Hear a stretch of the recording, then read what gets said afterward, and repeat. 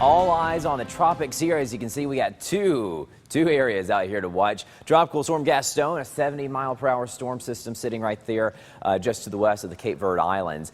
It has strengthened a little over the last 24 hours, but it is expected to be a hurricane. However, you don't have to worry about it because it's going to hang out here in the central Atlantic. This is the wave that we're watching. It has an 80% chance of developing, and models indicate that it will start to head in our direction here in the next 24 hours or so. It's already over the Leeward Islands right now, and spaghetti models take it just north of Hispaniola, going into the southern Bahamas in the days to come. So right now, it is right on top of the Leeward Islands. You can see this little burst of thunderstorm activity right here. It's looking better on satellite imagery. Still no well-defined center. The hurricane hunters are currently in the system right now trying to find a center. Once we get the center, these models will be a lot more accurate. Come Friday, though, these models keep it just north of Hispaniola. It's a little impact from the mountainous terrain of Hispaniola. And then eventually, once we get into this weekend, it looks like we will have a tropical system sitting right off our doorstep. And this is the area that we could see it get named. And if it gets named, it will get named Hermine. Models do take it into South Florida.